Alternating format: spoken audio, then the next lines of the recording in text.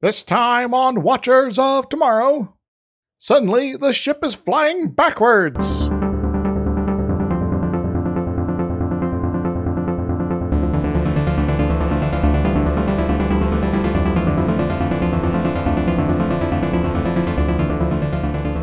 everyone, welcome to Watchers of Tomorrow, the sci-fi review and critique show where we are putting the humanities back into science fiction. My name is Captain. I'm joined as always by my friend and co-host Dr. Isix. Hi. And we've done it. We did it. This is it. Yes. The end. Final episode. Not the final episode of everything, but the final animated episode. Until Lower Decks. Yeah, that's going to be... We will be dead before we get to Lower Decks at this rate. I think. It's manageable to get there in a few decades, so, and to paraphrase the attitude of Marcus Cole from Babylon 5, I plan to live forever, so come on. The line went different, anyway. Animated series. So as was the fashion at the time, this is just a normal episode that has nothing to do with anything and does not acknowledge that it is the final episode of a season or series. Yep. Like, this is all you get, guys. Yeah. We're done. That's it. So this episode is called The Counter Clock Incident. So are we counterizing a clock of some sort? So it sounds like the time that you, dropped a clock on the kitchen counter and it broke. Oh, no. Or maybe there was a clock that was trying to, play chess with you and you counted all their moves. Yeah, I guess that could be.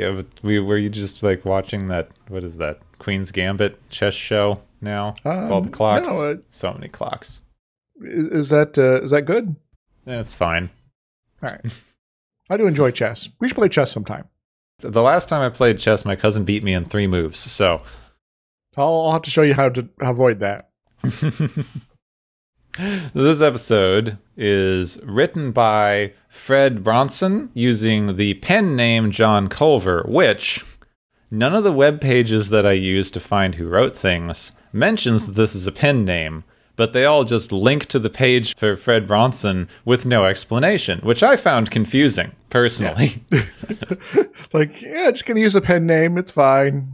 And no explanation later.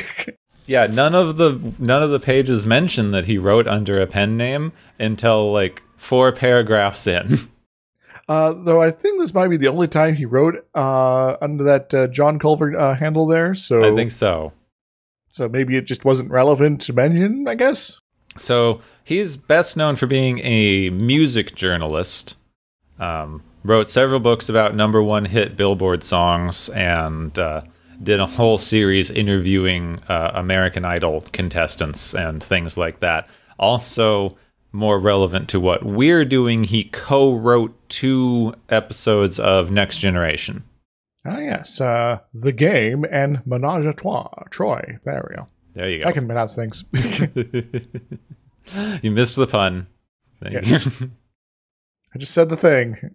Yeah. The Game, the only episode where it's slightly believable that Wesley is the hero. And yeah. Even though there's sort of a Deus Ex sort of ending to it, but yeah. Mm-hmm. And Menage a Troy, which is one of those just fun Troy episodes. That's the Fringy one, right? I think so. I was having trouble looking it up during the 2 seconds of research I did, but as far as I remember, I think it's the Ferengi one.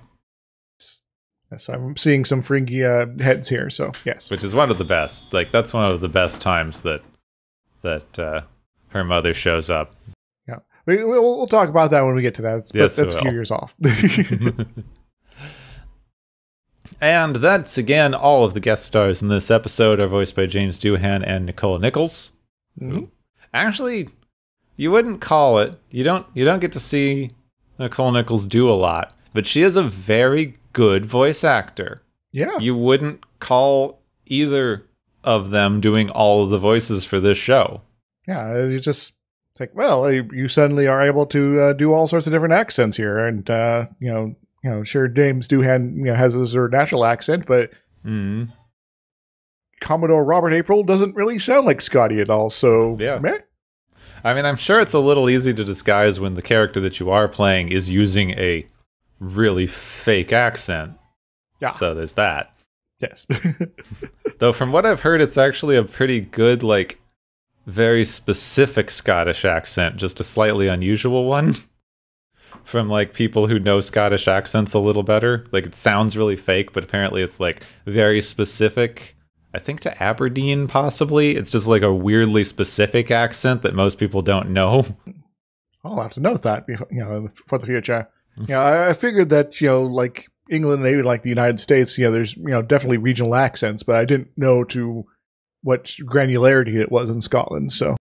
Apparently it's incredibly granular for these accents. Like, I remember reading a thing that, like, I forget his name, but like a voice actor who does a lot of audiobooks, like, when he does the audiobook for a British series, he asks what town the character is from because he can do the accent from that town. Huh. It's rather impressive. Mm-hmm. Being a British voice actor seems like it'd be way complicated. Yes. I remember my, back, years and years ago, my sister was in the Secret Garden, and she had to do her best to learn a Yorkshire accent. And I suspect, even despite, months of training on that, it's only a best approximation, and still, she kind of flubbed it occasionally, but yes. So that was sort of my first sort of exposure. Like, oh, there's not just one British accent. So. But, of course, this episode has nothing to do with accents, and we're just stalling for time again. Yes. As we do that. But this is an episode that stalls for time again for a while, so, It really does, doesn't it? Yeah. So, I guess we'll jump in here, because I don't know what to make of this. It's an interesting finale, to say the least. Mm-hmm. The Enterprise, this time, is not doing anything dangerous or particularly exciting. They're just carrying a famous passenger. Cool. This time, we've got Commodore Robert April, who was the first ever captain of the USS Enterprise and is now the Federation's ambassador at large. Cool. He's large and at charge. Wait, not quite. Also, this guy predates Pike then. He does. I know that whatever at large is a job title that just means they like do whatever, but like I've always found it hilarious my entire life whenever it's like our journalist at large. It's like, oh no, they got out. They escaped. Catch them. Are you doing an all points bulletin? What are you doing? They're out in the world. They could be doing anything. They could be reporting all sorts of nonsense. I guess in the case of Robert April, ambassadoring where he shouldn't be? What would that look like? So they're transporting Robert April because he's reached the mandatory retirement age of 75, which seems a little young, given that people in this time period are living in well into their 150s. Yes. Well, that might be more of a TNG, but I'm guessing this would be sort of a transition between now and then, so probably like maybe 125, maybe? Something like that. I mean, we know that McCoy shows up later, so. Yes. About a bazillion years old, probably pushing 200. So they are transporting him and his wife to his retirement ceremony. His wife, Sarah April, was the first medical officer on a warp-capable starship. This gives me some more timeline questions, but as we all know, Star Trek never cared about continuity, nor should you. Don't worry, she's just secretly Phlox, transitioned, That wasn't the first warp-capable starship, that was the first warp-5 starship.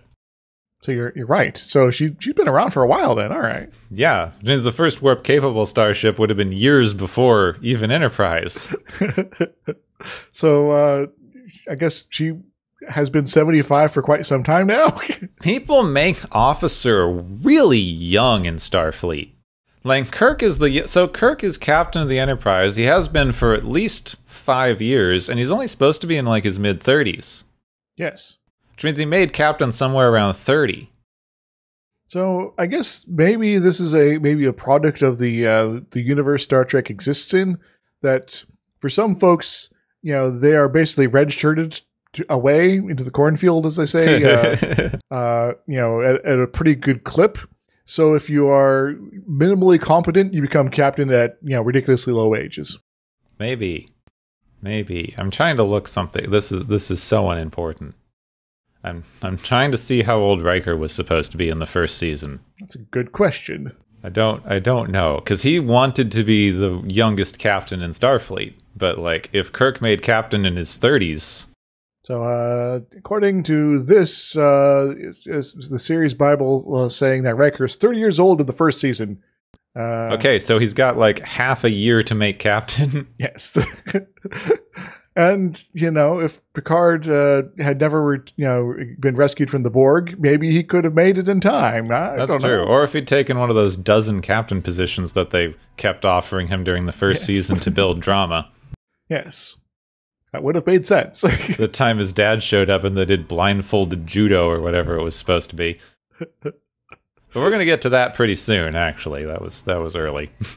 Yes. So anyway, Sarah April was the first medical officer on a starship, and thus invented on the fly most of the medical equipment still used today. So in short, these are the two most competent humans in the galaxy. Yes, because not only have they avoided the red shirt death problem, to be a decently elderly couple here, but they also have done all the things. So Sarah also has with her a alien flower that only lives for a few hours and blooms in the course of a day and then dies, and this is going to become metaphorically important later on. Yes. It's not clear as far as the context of the episode why she has it, but it looks pretty, so. Also, they say it's very beautiful. Also, by the by, we're passing something else beautiful, the Beta Noble Nova, which is a supernovae star. Cool. We probably should avoid the outgassing of that, just to be safe, though. They seem to be ridiculously far away. Yeah. Based on the next scene. They are ridiculously far away from this thing, which is probably good. So, as they admire the Nova, they detect a ship approaching at excess of warp 30. Is this a spaceship crewed by, space salamanders? Because that's the only explanation. Even in Next Gen, they're doing warp 13 by the time they get to the final episode. So, like, the whole thing with the warp 10 barrier that they just randomly made up for Voyager is equally hilarious. Yes. But this is just weird, because I know that they didn't have any of this codified, and this is all just made-up speculation. But according to the technical manuals that I was a dweeb and read when I was a teenager, warp drive numbering is an exponential numbering system. Yes. So, warp 2 is twice as fast as warp 1, and warp 3 is exponentially faster than warp 2. So by the time you're getting to warp 30... It's craziness as far as, what levels of velocities you're dealing with here. You should be able to get across the galaxy in a minute, so... Which I guess they can do in this time period. They're always gallivanting all the way across the galaxy. Yes. Also, they feel the need to point out that no natural object can travel this fast, and since no natural object can travel faster than the speed of light, which is all of warp drive, I don't see why this is relevant. Yep.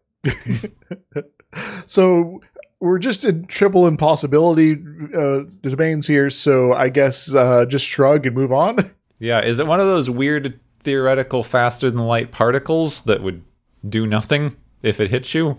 Yep. It's double tachyon time.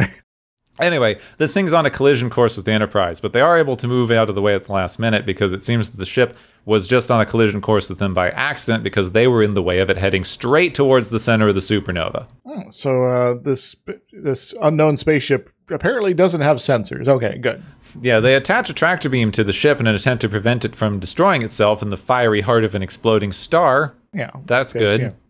So we're gonna be doing something good here, guys. Let's go save some lives. The pilot hails them, but the woman is speaking a language they don't understand and they can't communicate. Or is she? Because as anyone who's ever heard it before knows, and Uhura finds out pretty quickly, it's not another language, it's their own language, but backward. Surprise! Yeah. Playing the message backwards, she says she's on a priority mission, and they need to let her go so she can, not die. All right. So let's let her go then, because she might know what's up more than they do. Also, she's apparently able to, has crazy fast warp drive here that is beyond anything you've understood. So maybe she is more knowledgeable on things that you're unaware of, Kirk and crew, maybe? No.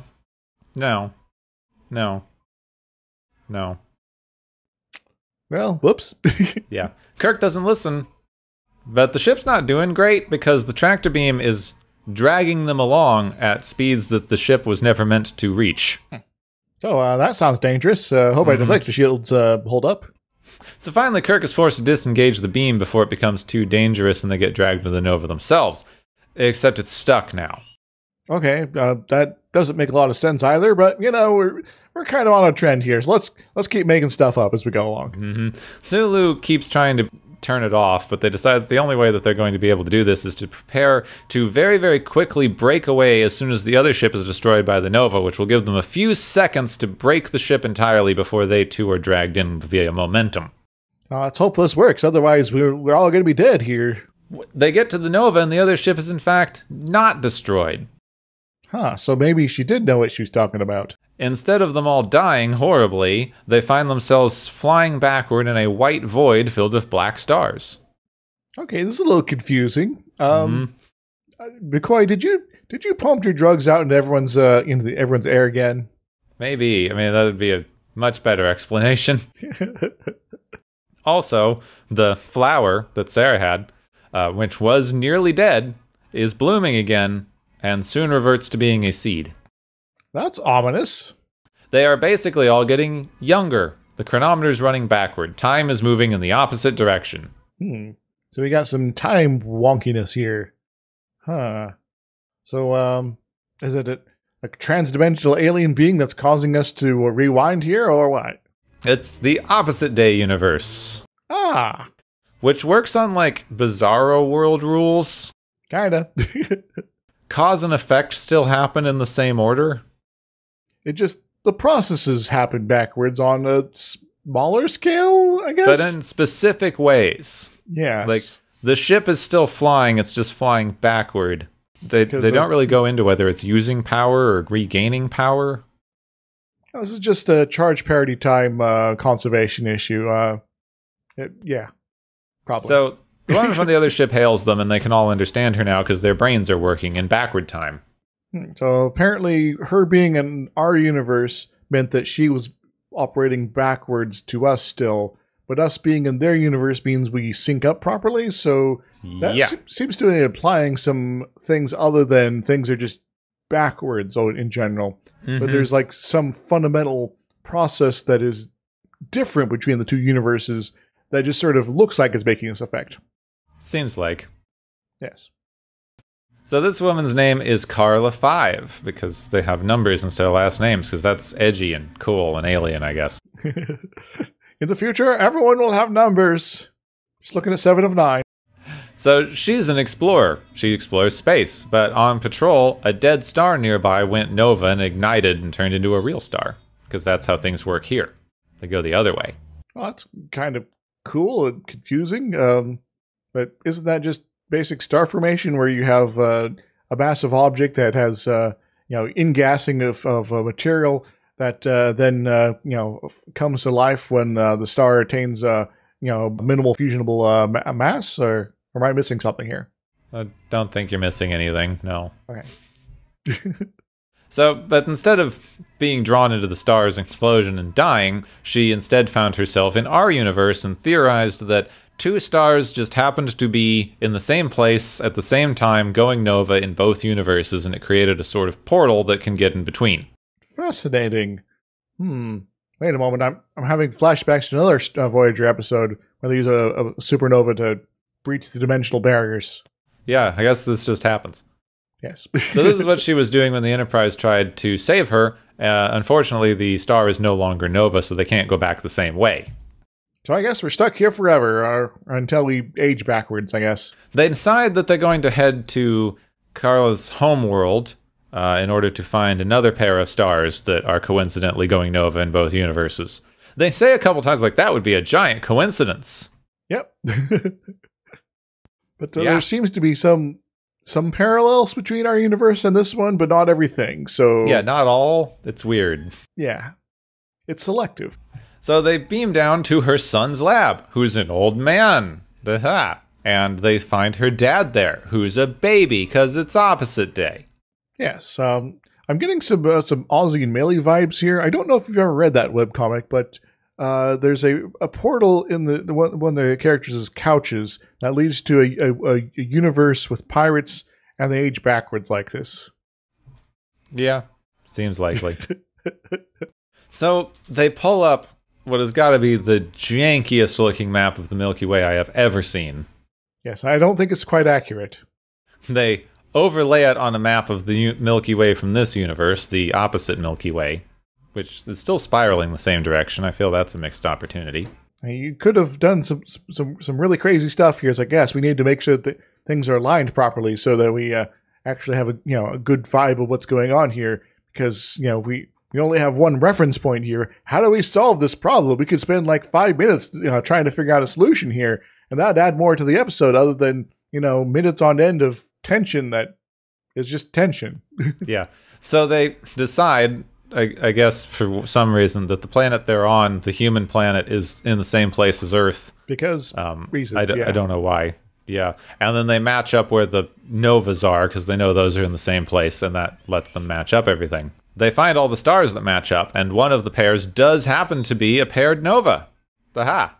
Well, it's not quite a paired nova. It's a dead star that in this universe is going to maybe at some point become an active star, but it's not quite there. Yeah, so they need to go do a thing. And they kind of do. But anyway. Yeah, it's basically unimportant. It didn't affect the plot in any way, and I kind of forgot about it. Yes. Well, they didn't really feel like they had to care about it, so you don't have to either. So it's also going to take them a minute to get there.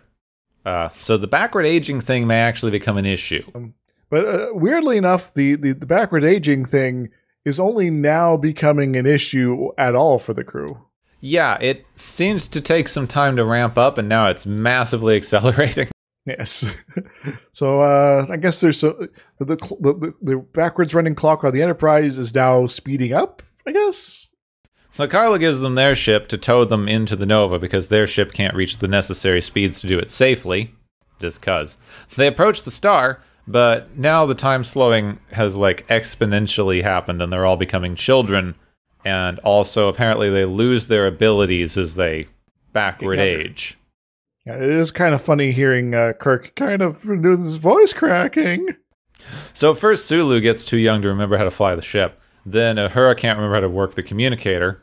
Spock suggests that he should take command since Vulcans age much slower than humans do. But the Commodore points out that he is now the ranking officer and it is his prime. Yes. Because he was the oldest person on board. So, well, except for, Sarah April, because she's like 300, but, She's also in her prime, but we don't care. We don't need a medical officer at this point. This is not a medical issue, despite everyone now turning into babies. So Commodore April takes command of the ship. He and Spock are able to safely start the Nova and get the ship through, and now they're on the other side. But the crew are all children. Well, this is awkward. I guess we have to wait years on end for them to grow up again. Or we could use the transporter to space magic at them. Yeah, because transporters can do that. Because apparently your physical form is preserved forever in the transporter buffer, I guess? Yep. And Sarah April goes, hey, do we have to do that? Like, we're kind of in our 30s again. We have no particular downside to just taking this and getting to live an extra 40 to 50 years. Yes. But he goes, no, I liked our life, and I don't want to relive it. But you're not. So they do it anyway. I guess there's a nice there's like trying to do a nice message of like being old isn't horrible and like you get experience and if you lived your life well you don't need to regret that you're aging, but they don't actually seem to set it up like you aren't replacing your old life. You still have the memories apparently and you can now do more. Like you basically just got 30 years healthier. So just going to abandon that. Mm-hmm. Yes. I guess to a certain extent, though, there was some memory loss because Commodore started thinking he was captain at one point. So maybe he realizes, oh, maybe I have now forgotten things that were important to me. And maybe it would be nice to get those back, but we don't really kind of. It seems like there's some selective memory loss. Yes. Like Kirk remembers he's a captain even when he's like, getting to his teen years there, but is not really kind of certain what to do about that. So they all revert back to their old ages, and given the circumstances, though, the Federation has reconsidered making him retire. So that's nice. He gets to still do his job. Hooray! Because, if you still want to be doing stuff, go for it, Yeah. Why not? You seem fine. Just because you got some gray hair doesn't mean you are without self-worth, sir. Then there we go. Counterclock incident. So overall, I'd say this one was okay. Yeah, not bad. Like, I guess I did like a review that I saw that said, this premise works better than it has any right to. Kind of. Because I did mention that there's sort of minutes on end of sort of building tension, and to a certain degree, they got a little bit much, but still, what they were, they were doing it the best they could, for what, the medium is here as far as being the animated series. And then, once again, it runs into, okay, now you have this good tension stuff here, perhaps too much of it still, but anyway, but now you kind of run low on the amount of episode left in order to sort of solve things. But given what they have going on and the various components, they still managed to make it work.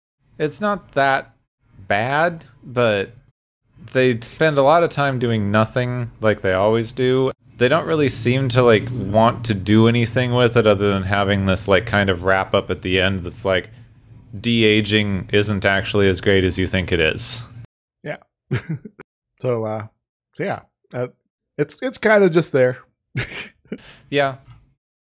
I mean, they don't really go into a lot of the... It's Bizarro Universe for the sake of doing Bizarro Universe. It's like, oh my god, it's weird that her son is older than her and her dad is younger than her. Yeah, that does kind of beg some curious questions, Yeah, though. don't think about it. Yeah, so... try really hard not to think about it. Is this just a weird Benjamin Button situation, or what? Yeah. None of it makes any sense. Some of the cause and effect thing goes forward, some goes backward, some doesn't work out. It's all a bit jumbled. Yeah, so it's a concept that I guess was tossed together, but maybe not fully thought through, which happens often enough, especially in early Star Trek. Yeah, it does seem to. It really does seem to. So I guess that might explain why Fred didn't write for a few years after this. That plus being John Culper at the same time. But it is still, I guess, they gave it a try.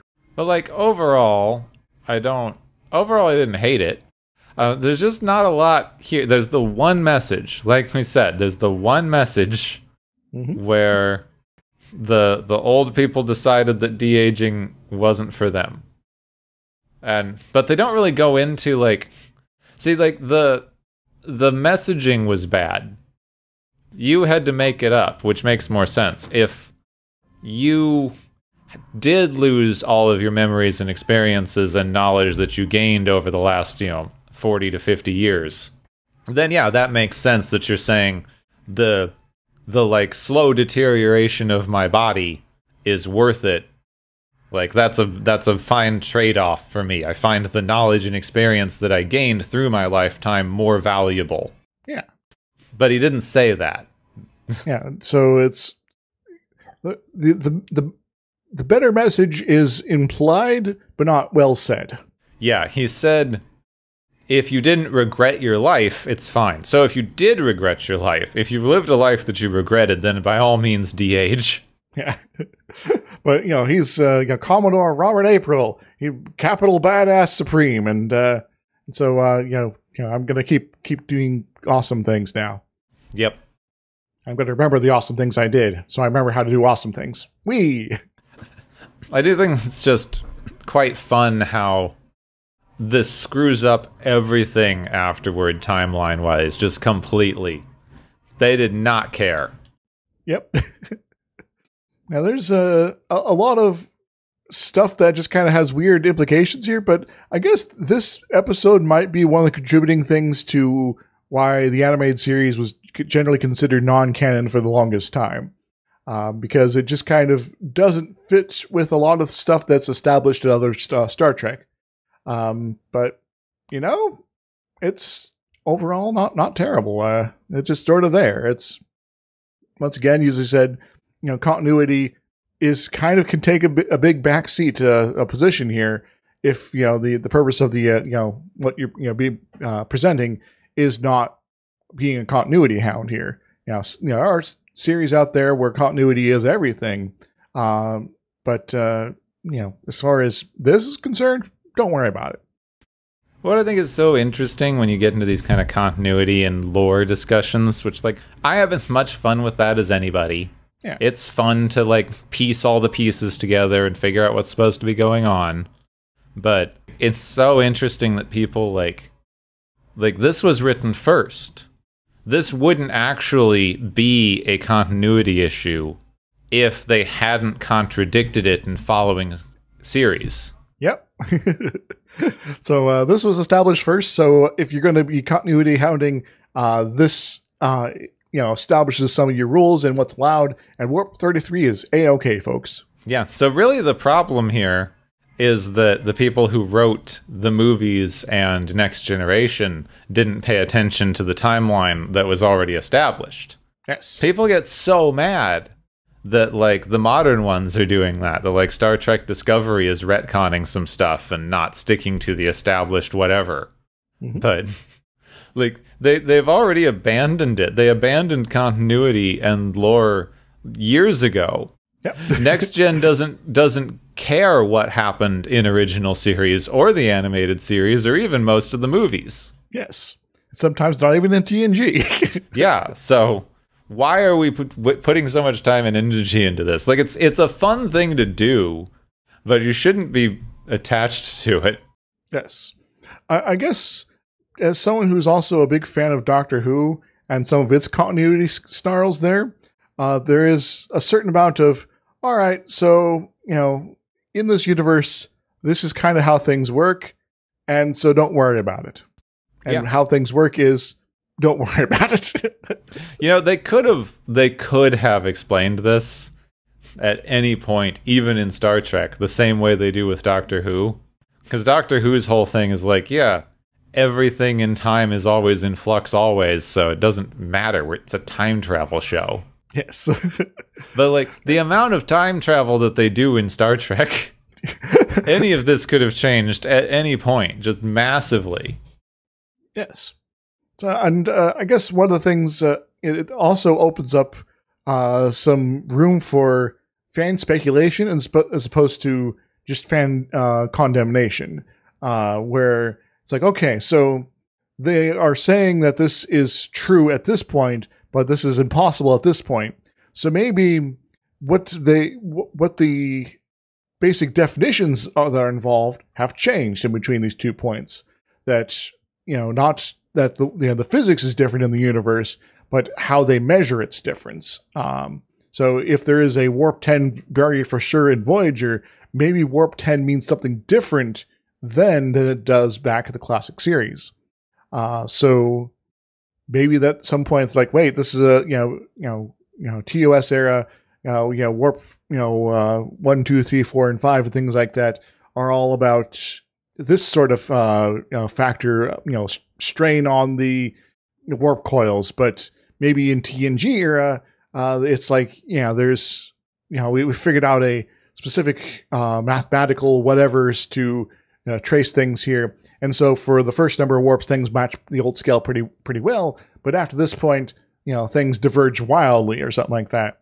And that's okay. And Star Trek doesn't have to explain all that because it's a show about things that happen in episodes as opposed to filling in all these little plot details. And fan speculation that's a perfectly okay spot to sort of fill in the potholes, as it were. And those people that care about it will care about it and think about it, and everyone else doesn't have to worry about it. So have fun, I guess. That's always been a bit of the fun thing. I'm sure that it's kind of fun for the people who write these things. Like, they don't have to worry about continuity. Someone else will figure it out. One of the fan people on the internet will figure out how it fits into the timeline. You don't have to worry about this. Yes. Heck, I've speculated myself on Star Trek and other series as myself a number of times, trying to wait a moment, about stuff here. And I try to always keep it in good fun. So I guess don't take it too seriously and relax, folks. So I feel like I have spoken on the only two things that they even comment on in this episode, and continuity is only because it messes up all the future continuity. Do we have any physics things? I feel like this might be a physics-heavy episode. To a degree, yes. So I've mentioned charge parity and time stuff, symmetry before. And I mentioned it again this episode. So the short of the long is that if you switch the charge of a particle, you rearrange things so it's mirrored over in physical space, and reverse time, you can basically have the same things happen and look exactly like they do in our universe, with all those various bits going the way they are here, and then have look exactly the same with everything flipped like that. Is this the right hand left hand thing? Chirality is more the left hand right hand sort of thing, but it is related. Parity is you take in physical space any arbitrary plane and you mirror everything over it. So you get that backward galaxies sort of a effect there. And so you get and so having all these sort of things link that if you do flip one, then you are automatically going to cause a flip of another, makes a lot of physics work and predictable.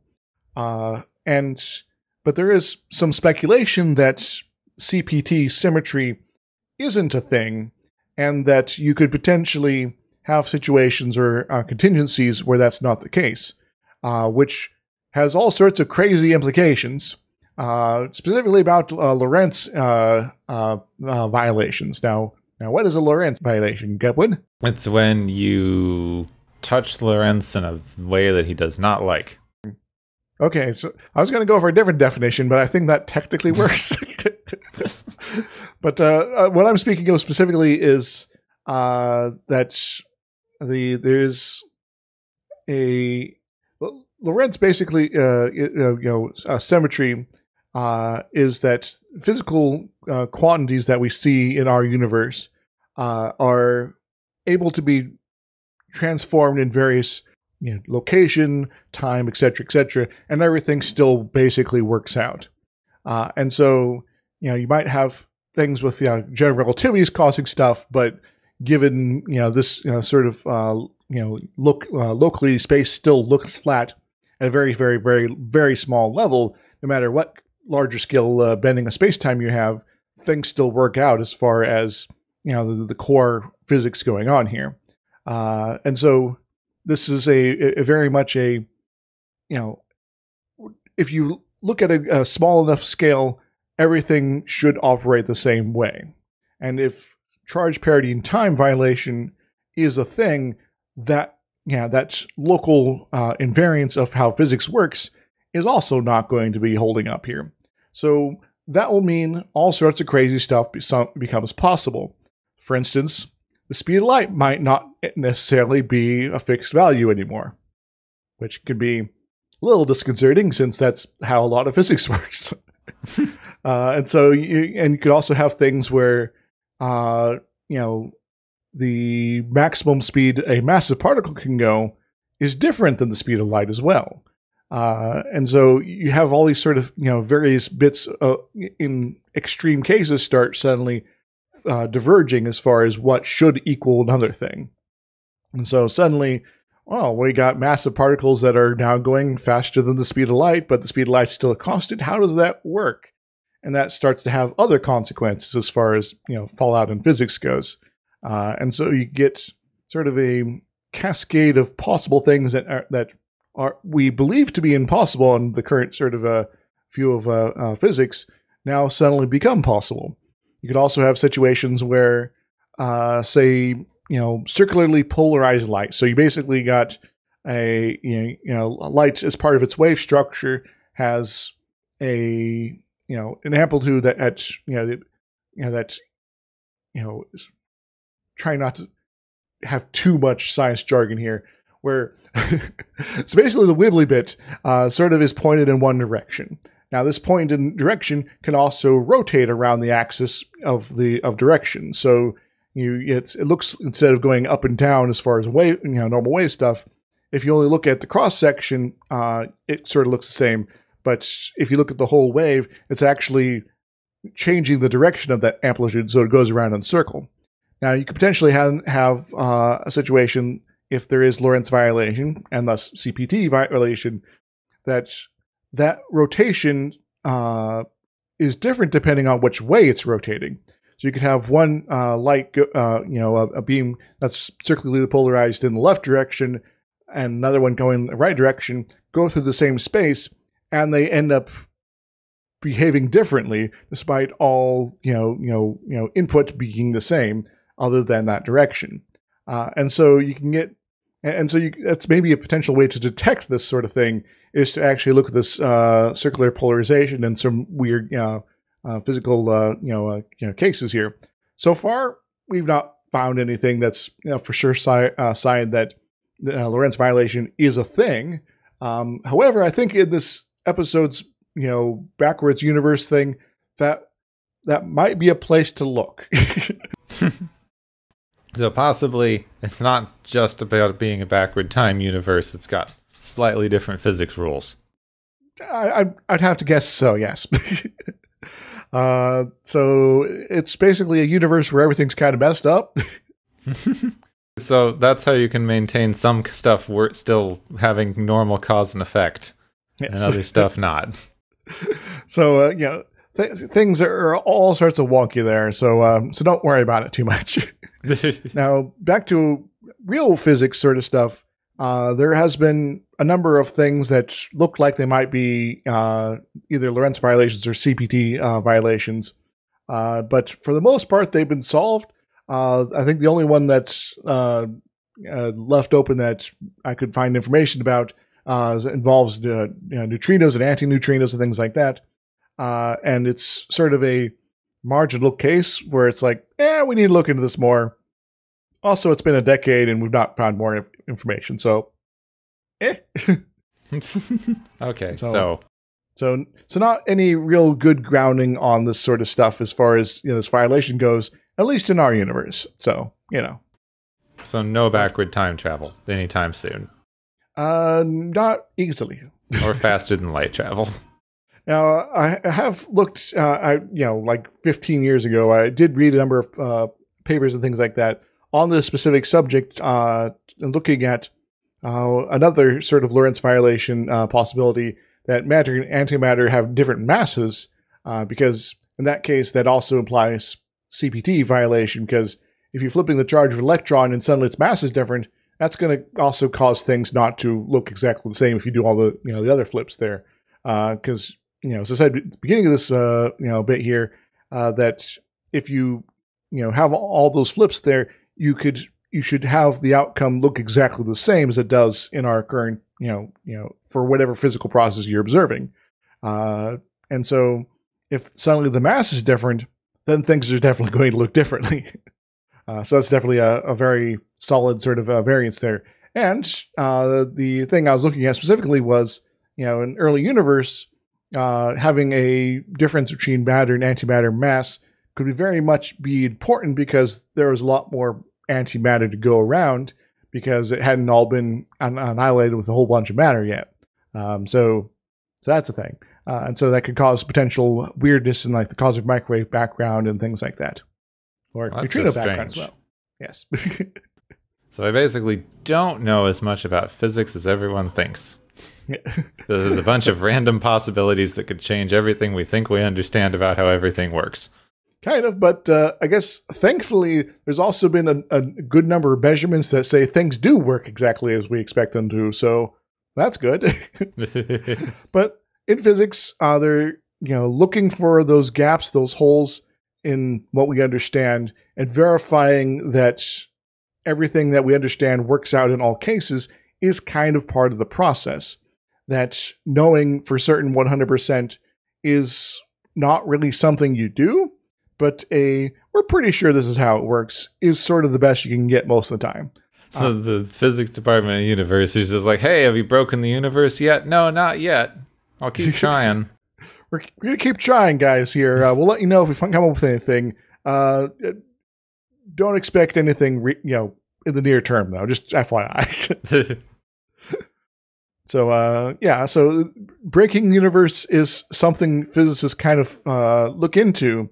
And if we're able to definitively find a Lorenz violation sort of situation, that wasn't just a quirk of physics we didn't understand properly, which happens sometimes. Where it's like, oh, this looks like this, but it's like, oh, there's something wrong with the detector, or there's this effect we didn't account for, or the Earth spins, so we forgot to include that small correction into our calculations. Stuff like that pops up all the time. But if there was for sure something that had no other explanation, then there's physics going on here that we do not understand and have no experience with before. That becomes a big thing, because that's how new fields of science sort of get started. Is all right, we got something that doesn't make sense. Let's look into it. Let's see where this goes. And then a few years later, it's like, oh, so antimatter is a thing. We should maybe think about that.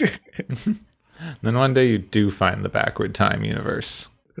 Just got to get a warp 30-something spaceship to go into a supernova, then we'll be fine. So, in other words, we need to get faster than light travel and travel to a supernova, guys. But, getting that faster than light travel might require some other Lorenz violation sort of stuff. Anyway. It does kind of just remind me of, what was it? The Time for the Stars by Heinlein. The whole book is about how they discovered that certain sets of identical twins can communicate telepathically and instantaneously, and they use them for communication to interstellar spaceships. Huh. And then the culmination of the book is they basically make a spaceship that teleports out to get them. And like, well, as soon as the physicists figured out that you all were communicating instantaneously, that let them figure out that stuff can happen instantaneously, and now we have teleportation. Good job. Yep. Your existence has opened up new doors. Excellent. So that was just fun. That was a fun little... Though that was still one of those ones where they had to have someone trained in math because they couldn't bring a computer on board because it would be too heavy. Old school science fiction. Mm-hmm. It's easier for Heinlein to imagine telepathic identical twins than a small computer. Yes. Though we didn't get depressing. That's good. If people are tired of math, I think we could move on to the galaxy's favorite game show! Woo!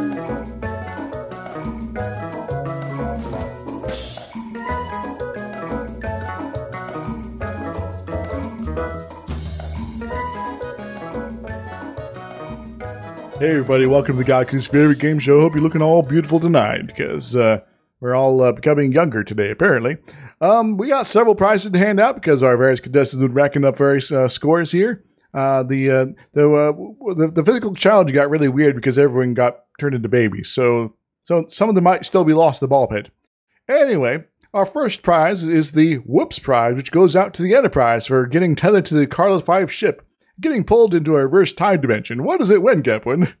The Enterprise wins a harpoon gun, because just imagine how much better that scene would have been if instead of just sitting there hitting the button going, it won't disengage, they had to put on a spacesuit and like go outside and physically try to cut the rope while they're being dragged toward a supernova. Well, we'll kind of get something like that in Enterprise, but once again, that's going to be a whiles off. Our second prize is the Transporters or Magic Prize, which goes to the Aprils for basically declaring this so they can sort out the crew and lay another foundation for a future TNG episode. What do they win, Gepwin? They win a staff of healing. So it's just easier. Just take your magic staff and point it at whatever's broken. Don't have to go through the transporter. It's inconvenient, and sometimes it works and doesn't. Just use magic. You don't have to explain magic. Just wave your wand, and there you go. Our third and final prize today is the Unfair Ticking Clock Prize, which goes to that whole other universe, as instead of aging backwards normally like one might expect, given what we see at first, suddenly de-aging increases exponentially for seemingly no reason. What does they win, Gapwin? They win an actual, like clock with hands, which also no one can read anymore, which I find interesting. I still have trouble with it, honestly. But, you have one of those in one of these, universes where time doesn't seem to move normally. And as everyone knows from comedy writing, if you have the clock with hands, you can just turn it forward or backward and fix all your problems that way. Yeah. So you can't do that with a digital chronometer. It doesn't work. Well, you need to, get in the back and, turn the little dial. It's not nearly as impressive and, fiddly things. And we don't got the animation budget for that anyway. So anyway, that's our prizes today. The contestants were all fairly good today. And that Robert April guy looks like he's going to kick my ass here. But he's getting more beefy by the second. Gepwin, what's going on? Take us away, please.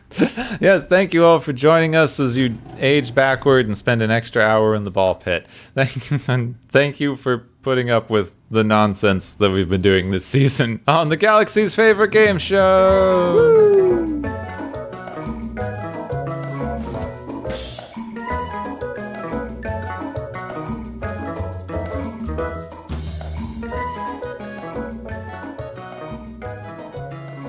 Okay, that was it. It's all done with the animated series. Except we're going to have to do a season wrap-up, because we do that. We do a series wrap-up. So we're going to have to, actually talk about what we thought of this entire thing as a unit. Wrap it up and bring it together, and it's all right, are we more enriched for the process? Probably not. Well, maybe we could go hang out in a science enrichment center. Yeah, is your life better than it was 22 episodes ago? Maybe. We'll have to find out. Yeah, so that's going to be next time. So next time we have our wrap-up series. Then after that, we're getting into some new stuff. So bear with us. We have an interesting block of stuff coming up if you didn't like the animated show, but we're done now. So yes. Yeah. So we can move on to the next phase of science fiction. Yep. That's not British at the time. Yeah. Not British. Yeah, we could do a whole other series called Watches of Tomorrow that just covers only Doctor Who, and we'd finish Star Trek first. Yeah. Watchers of Tomorrow. That was Swedish. What was I doing? I don't know. I was trying to do a British accent, and it turned into something weird. Well, maybe you were trying to emulate the Danelaw, medieval, Vikings taking part of modern day England, and I don't know where I'm going with this. Yeah, neither did I, apparently. So, Anyway, next week, series wrap up. Then we get into the next phase of Star Trek sci-fi history stuff. So look forward to that, and we'll see you next time. Excellent. Next time on Watchers of Tomorrow, how was the illusion of movement in the end?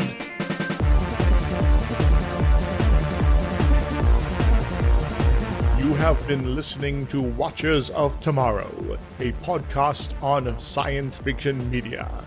Find and follow Watchers of Tomorrow on Podbean, YouTube, Spotify, iTunes, Google Play, Stitcher, Pocket Cast, Spreader, Digital Podcast, and perhaps many more to come. If you enjoy our podcast, make sure to subscribe for more. And where possible, make sure to rate your experience or leave us a review. You may find Gepwin on youtube.com/Gepwin and Twitter @Gepwin. You may find me, Dr. Isix, on youtube.com/Dr. Isix and Twitter @IsixLP. Music is Waveform and Mori's Principle, both by DRKRN. You can also check out the Watchers of Tomorrow Discord channel. Make sure to share the experience with your friends, family, enemies, and alien overlords. If you feel you are suffering from transporter syndrome, please be aware that the next time you step off the transporter, that you, that is now, no longer exists.